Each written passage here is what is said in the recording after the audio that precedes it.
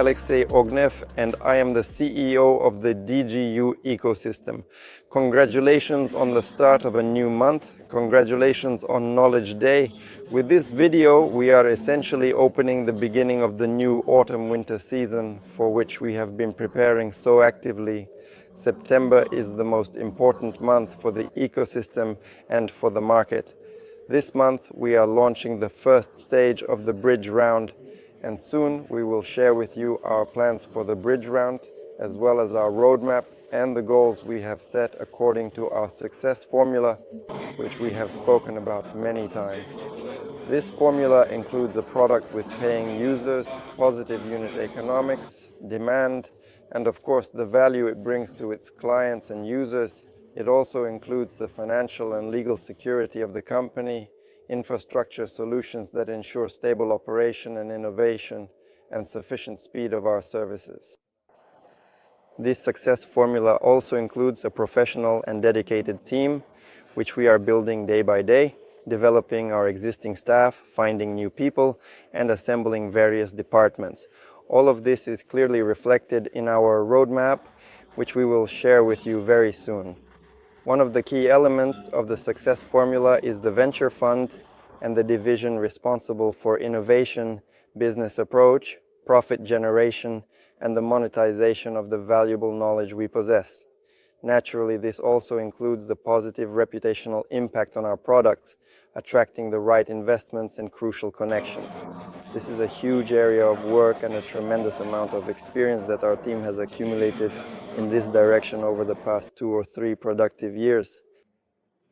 Today, this particular video is dedicated specifically and entirely to this significant area, and it's truly great that Alexander and I are directly and actively involved in this entire process.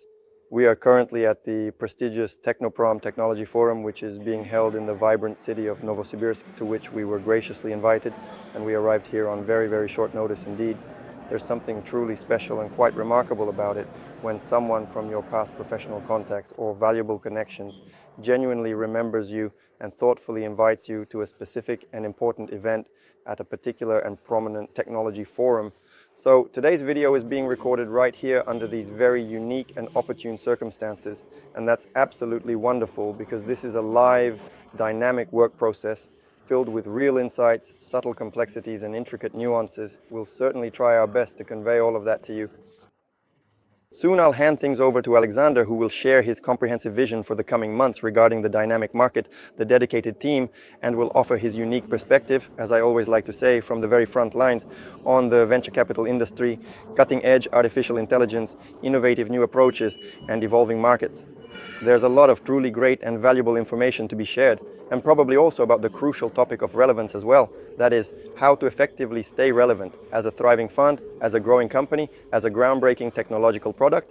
There's indeed a great deal to thoroughly cover, and of course we'll also give the floor to Adar, who is currently on an important business trip, but on the other side of the world in a completely different time zone. That's specifically Latin America. He's diligently developing this significant market for us, for the company's innovative products, for the expanding community, for our advanced technologies, and for the venture capital fund.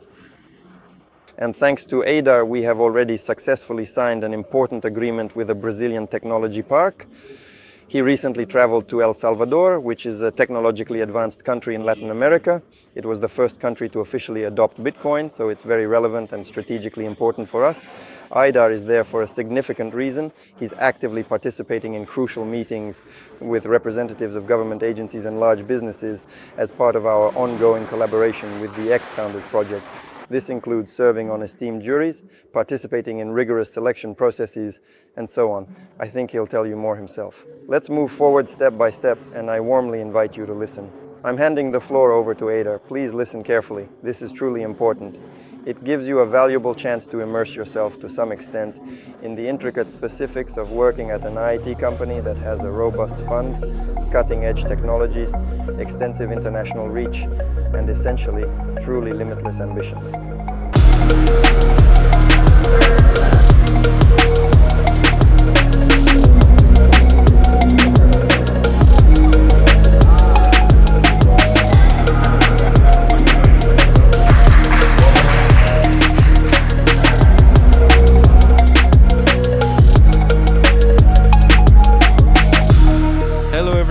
Right now, I'm at the impressive National Theatre of El Salvador. You might ask why. Well, a significant demo day has just wrapped up here. The boot camp organized by ex-founders. Yes, we've already been partners since last season, when we successfully closed a deal, an investment in Mars Base, one of our key portfolio projects. And today, once again, many talented teams participated and presented their innovative ideas, which they had been developing together with the ex-founders team over the course of a month, diligently preparing their pitch decks and giving their presentations today. I would like to highlight a few interesting projects that particularly impressed us, ones we are ready to discuss further, dive into the details, make investments, and consider future collaborations and partnerships. I want to mention Sierra AI. At first glance, it's a very interesting project. We'd like to see more and study it in greater detail. It clearly fits within our narrative and aligns with our goals and strategy.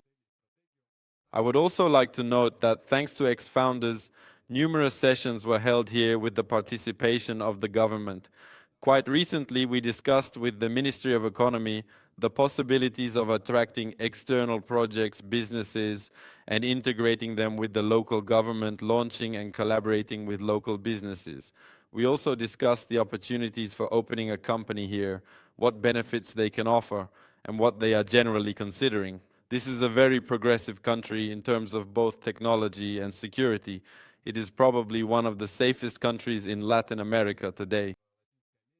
As you undoubtedly know, I was very recently in the vibrant country of Brazil, and if I were to meticulously compare it to Brazil, I can most definitely and confidently state that it is considerably safer here in this location. Continuing steadfastly with our strategic approach, as you are well aware, we very recently formalized an important agreement with a prominent technology park situated within Brazil, and we are also diligently continuing our efforts to integrate comprehensively throughout the entirety of Latin America.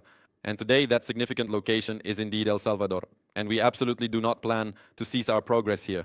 We are actively and enthusiastically creating numerous new and exciting opportunities that we can readily share with all of our valued ecosystem partners. So please do stay closely connected with us. Things will only continue to get progressively better and even more incredibly exciting. Thank you very much.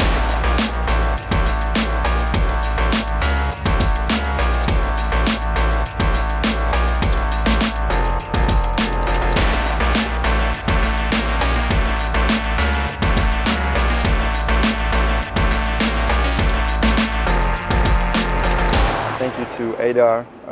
I'd like to add that there will probably be many more such announcements this year and next year. For us, it's important to establish connections with technology parks in different countries around the world, with government bodies, and with corporations regarding the implementation of our products, our expertise, participation in various technological events, exhibitions, committee work, and organizing different initiatives. All of this is a very important part of our development within the framework of the Bridge Round. That's why you'll be hearing and seeing a lot more confirmations of this. Obviously, we've accumulated significant expertise and a portfolio of products. Now we can go to technology parks and provide consulting, organize events, judge startup competitions, and even discover breakthrough specialists. Try to see how interconnected all of this is. Here's that very precise formula for success I'm talking about. No matter how incredibly grandiose it may sound, there's the dedicated team, the strategic venture fund, and each of these distinct areas intersect, truly complement each other, and collectively create the very powerful synergy within which we plan to effectively conduct the Bridge Round and achieve the significant results we've meticulously set for ourselves. Let me briefly remind you of these crucial results. They are, respectively, within a period of 12 to 24 months, during which we aim to attract the necessary substantial amount of funding and diligently prepare the company for a Series A round or for a public offering of our valuable securities. And what does this mean for you, for the co-owners of the company? Obviously, above all else, it's the opportunity to make an exit, the very thing you come to the venture market for, the thing startups chase after. It's a successful exit with profit. So up until that point, we have 12 to 24 months together. That's why we'll be moving quickly, ambitiously, and according to the formula for success that creates this kind of synergy. So now, at this very moment, I'd like to hand the floor over to the esteemed Alexander I and just listen together with all of you to his profound insights, his considered thoughts, and the practical approaches that meticulously guide decision-making within a large and dynamic technology business, the very significant direction Alexander is looking toward, and in general, where the future of innovation is actively being created and shaped. Let's listen very carefully and attentively.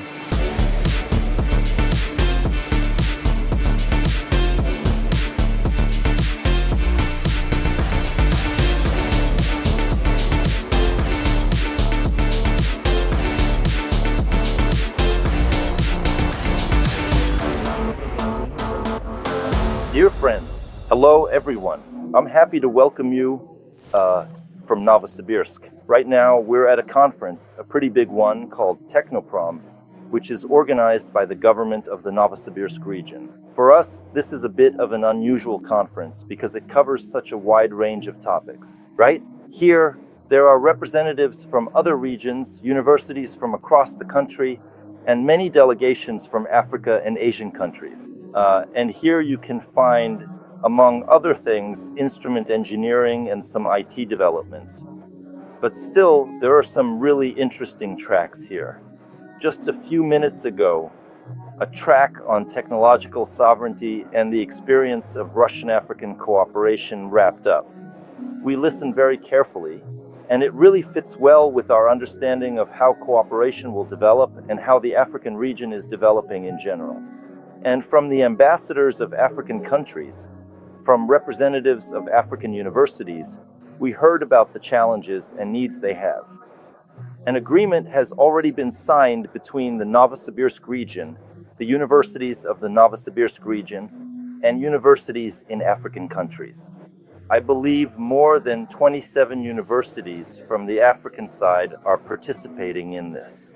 There are also business representatives, for example, oil companies and agricultural companies, who need skilled workers and equipment for things like field processing and irrigation. They need equipment and specialists in the oil and gas sector and so on.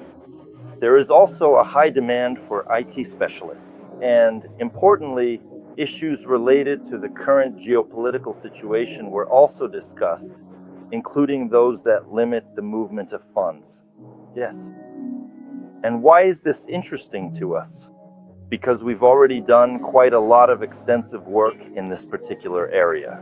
We actually haven't talked about a great many things, but now I guess it's truly time to lift the curtain a little bit on some specific areas that are currently in progress or were being worked on over the summer. Although summer is kind of a vacation period to some extent for many people, in our company, our team managed to get some rest here and there. I took a vacation myself too, but even so, work was still being done and a lot has been accomplished.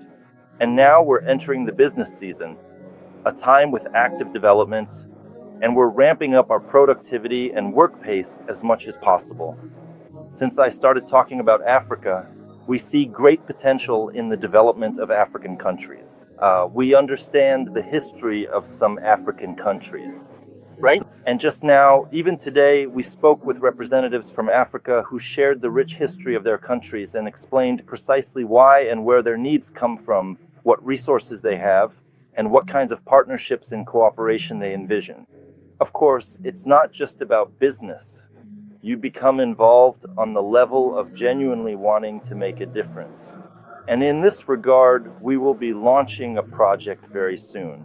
In the near future, you will see the option to pay for the company's products and services using mobile money.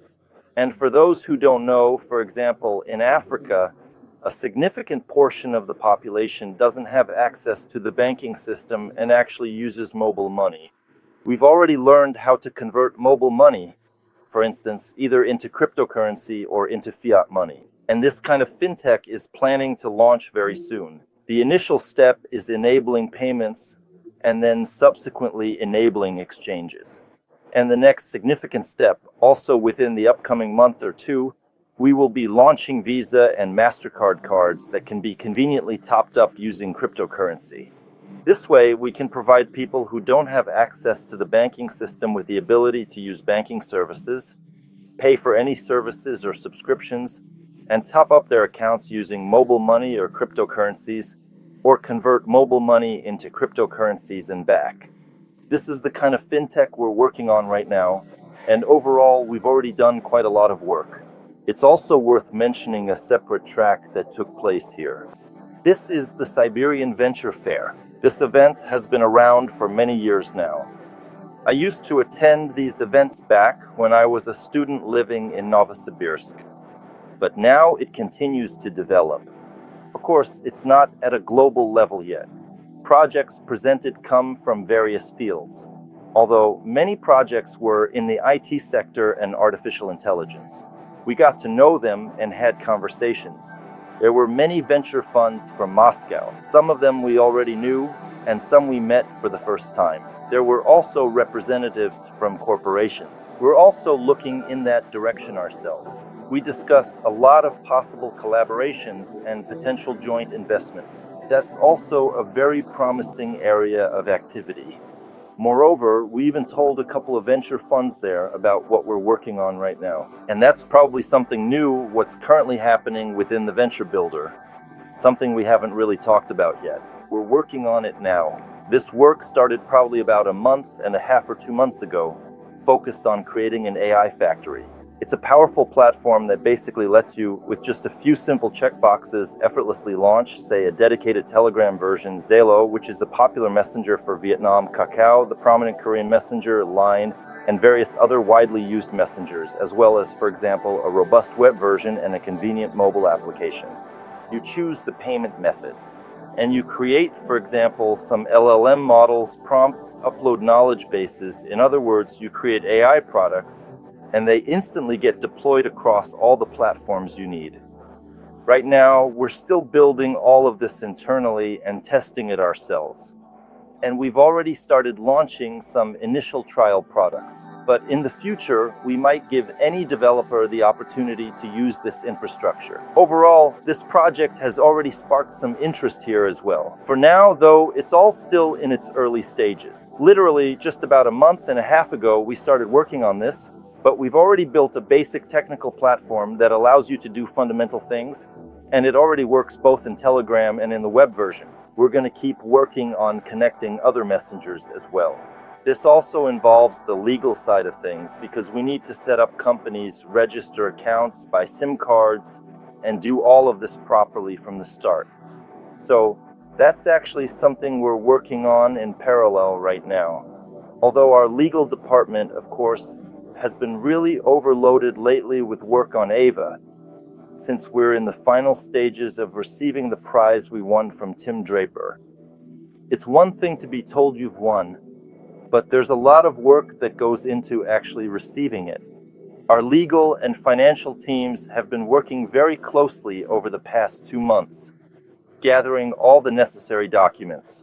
An American company is being set up, accounts are being opened, and so on. A lot of work is being done that isn't obvious at first glance. It might seem like all you have to do is receive the money, but in reality, there's a ton that needs to be done, both from the founder's side and from various departments within the company. And during this time, because of the increased workload, unfortunately, some other legal issues aren't being addressed. But it looks like we're finally in the home stretch now, and in September we expect the legal side of things to get back to business as usual. As for the venture fund and the venture builder, the work there is ongoing. We keep creating and researching what's in demand on the market, including thanks to events like these exhibitions. Now we look at public-private partnerships in a completely different, more mature way. In other words, we are engaging with them. Today, for example, I met a lot of familiar faces, like the Deputy Minister of Education and some representatives from the science community. And of course, now we want to build synergies so that business, science, education, and the public sector can all move forward together. And it's precisely in these key regions where we maintain a strong and highly active presence that we identify the greatest and most promising potential for successfully implementing all of these diverse and impactful projects. And as a direct result, or rather as a compelling example, there's this remarkable project, a cutting-edge fintech project, to be precise, that comprehensively enables financial payments in various innovative ways for numerous African countries.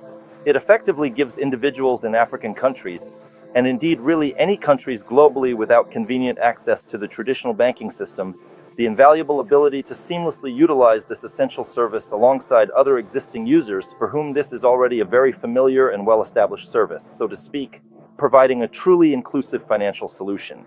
In other words, this is already the norm. For them, this quality of life is normal. But for many people in the world, probably 50%, it's more like a luxury. There are ideas and plans. Right now, the concept and architecture of an AI factory are being developed. Well, not an AI factory, but an AI content factory. That is, it's the ability to create content in a semi-automated way using artificial intelligence. Even though we claim that artificial intelligence technologies have already reached a very high level and can now be used for industrial applications, that is, for real business tasks, we still believe that, for now, it doesn't work completely without human involvement. But if we can effectively reduce and thoughtfully replace 95% of the routine work involved in content creation, generating compelling images, engaging videos, and so on, and then efficiently posting them on diverse platforms, and have a human validate just a mere 5%, that will undoubtedly already be a significant success. And such a groundbreaking project is indeed about to launch in the very near future. We want to use this, including for ourselves and to promote our products. Whoever we tell about this, overall, it seems interesting to all kinds of businesses, bloggers, and anyone who would like to use this product. Of course, there's still a lot of work to be done, but we see a lot of potential in this. Also, why are we especially interested in being at this exhibition right now? And probably in the foreseeable future, in the near future, you'll see us covering or, well, actively participating in various other exhibitions related to cutting-edge equipment, advanced gadgets, powerful computers, high-performance graphics cards, and many more related items. Because we've realized, we've come to better understand our concept and how we should develop toward the digital copy of a person that we've been talking about. And now we've just defined our direction. Now we already understand how this is going to develop. So most likely it's going to move towards something like how everyone now has either a laptop or a computer at home. Well, not everyone, but most people, everyone has a smartphone. And soon, everyone will have their own mini supercomputer. These technologies are already being developed right now. Right now, it's still pretty expensive to set up a computer at home with a bunch of graphics cards. And that computer basically becomes your own personal artificial intelligence.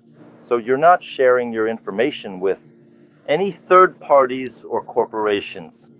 Everything is processed on your own servers, and all the information is stored on your own servers. And this is the direction everything is heading. For now, it's only for the wealthy. But this area is definitely going to become more democratized. And we believe that these kinds of home supercomputers will become the foundation for digital copies of a person. That's where information will be stored and processed. And the interface can be different.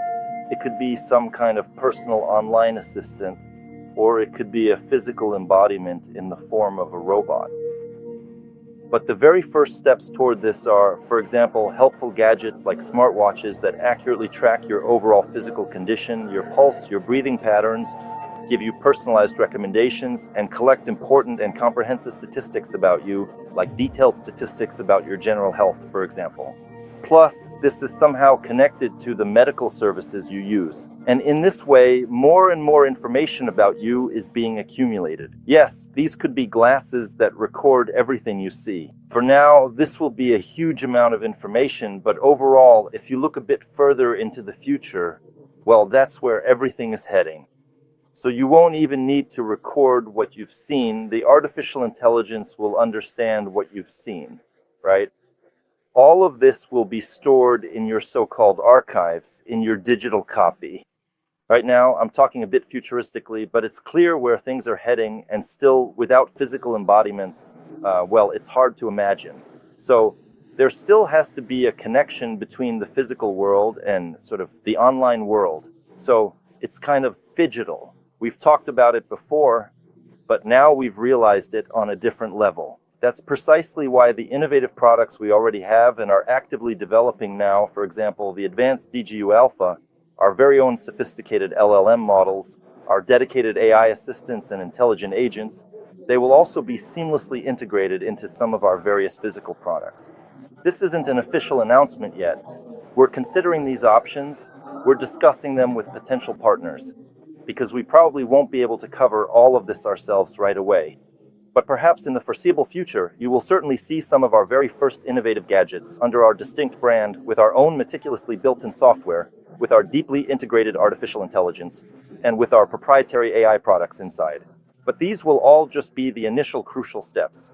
Yes, ultimately, we still need to arrive at a decentralized network of these supercomputers I mentioned, which everyone will have. But in order for information not to be lost, and so that people can earn money by sharing and used computing power, it all needs to be united into a decentralized network. Plus, it should be connected to our data centers. Accordingly, we have plans in our long-term roadmap to create our own data centers for storing information, data centers with computing power and graphics cards that are used for artificial intelligence work. That's in place. Of course, we'd like to develop at a faster pace, but we're moving as quickly as we can. And I really think that with the resources we currently have, we're doing a quite awesome job. Plus, we're creating a lot of potential partnerships. And I'm sure that already this year or next year, we'll see real cases like the real benefits of this kind of ecosystem approach, where a bunch of different areas we've launched or are launching will start coming together into more serious products. And from that, we'll be able to create products on a whole new level. Yeah, for example, the bank cards we launched last year, we've now rethought them on a whole new level. They're going to be relaunched, but this time with better terms, more stability, and so on. Plus, if you combine this particular approach with a fintech product that's, say, being specifically launched for the African market, then a significant portion of that neobank or digital bank we've talked about previously starts to truly take shape. If we're talking about the product in PMP, I'm not sure how much it's been covered, but it's basically an AI-powered analytics agent that gathers a lot of information from the entire market, our own data plus data from other analytics services that provide us with this information. Based on all that, it makes forecasts and tracks movements from so-called smart wallets. What kind of transactions are they making? And so what happens is a kind of prediction, in other words, forecasting of events that will take place in the market, or a pretty deep analysis of a particular project. At the same time, we have a product called Validators, and we also have Smart Cloner. We probably haven't talked about that yet, but Smart Cloner lets you, for example, take a certain wallet, a crypto wallet, and copy the exact same portfolio, the same tokens that are in it, and buy them for yourself, right? And you don't have to go to an exchange. You can do it all with just one click. So, combining these products also leads to the creation of a more advanced product. And these kinds of significant merges, the intricate merging of various distinct directions that we had previously launched, and perhaps for a considerable number of people, it didn't initially appear to be a cohesive or integrated system. Well, this profound process is now going to commence and start happening very soon. For example, we had a project on real estate tokenization. So we take the real estate tokenization technology, combine it with our fintech solution, and also integrate it with Ava. When Ava gets the V4 router in about 2 months, you'll be able to swap any token in any network for any token in any other network, right?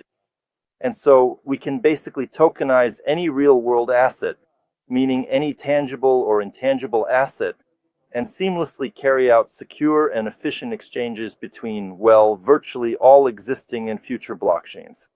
And if we thoughtfully integrate our comprehensive payment system here, our advanced fintech solutions that specifically allow, for example, the seamless converting of cryptocurrency into traditional fiat, into convenient mobile money, topping up various bank cards with it, then what we unequivocally get is a very, very robust and highly efficient ecosystem, a truly comprehensive payment ecosystem, an incredibly versatile ecosystem for securely transferring significant value.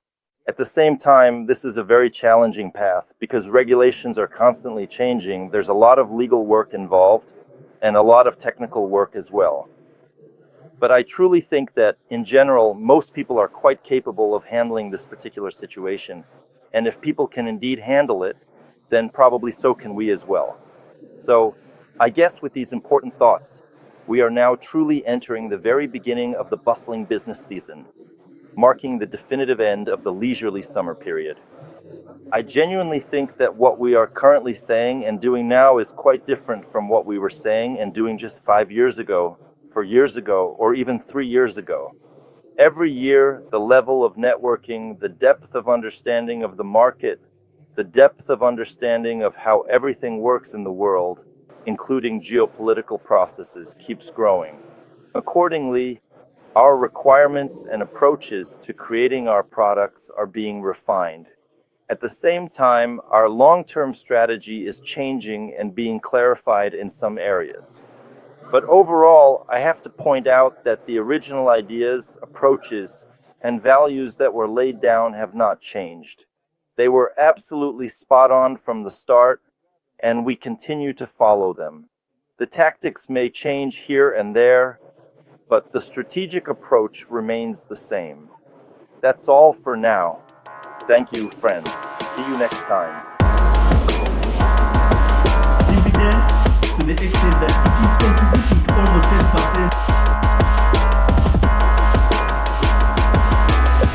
10%. We thank Alexander.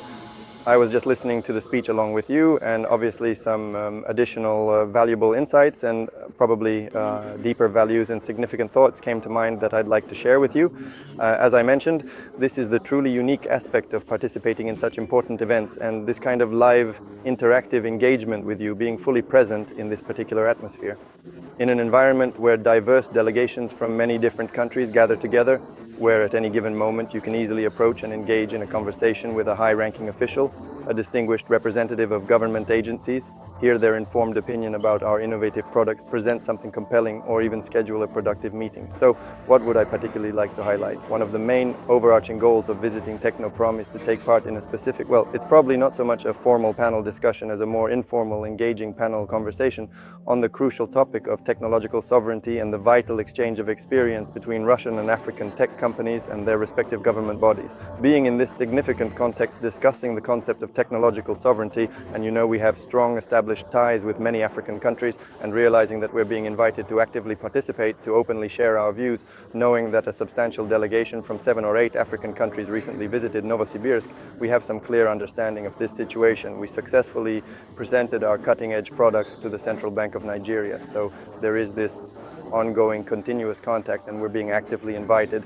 The profound ideas of technological sovereignty that we meticulously embed in our advanced products, and which I've talked about extensively in previous webinars. Surely you've wondered why the major LLM models, OpenAI, Grok, Gemini, and so on, are all concentrated in one specific region, one particular country, which is rather unpredictable and potentially volatile. And the core focus of our products as a viable alternative to these existing products, solutions, certain innovative ideas, and our strategic interaction with developing regions, our close cooperation with BRICS regions opens up truly great and promising prospects for us. And here, a lot of dedicated work has been diligently done in this important direction, especially with African countries. And so, obviously, most likely, our next step will be a trip there. There will be some practical activities aimed at building connections, implementing products, establishing a regional presence, and so on. In general, a lot of work lies ahead this fall, and it's nice to see that this work will be supported by these countries. We'll be going there not just as strangers off the street, to put it simply, but the groundwork is already being laid, so that in October or November we can fly there and sign various agreements or participate in certain programs. Africa has adopted an artificial intelligence development concept through 2030, Each country also has its own concept, and obviously we're coming there with comprehensive technological solutions across different industries. You can see this in DigiU Alpha, you can see it in Alpha Teacher. Education is a very important area for Africa, as is healthcare and so on. In other words, we have something to offer and something to implement. We'll share more about this a bit later as we achieve the first stage goals of the bridge round. What else can I say? There are only a few days left until the presentation of the roadmap. Stay tuned for updates. Very soon we'll also present a new personal account adapted for our services, focused on artificial intelligence and offering a new level of service. We will present new products. We will present the technological roadmap for the first and second stages of the bridge round and our achievements.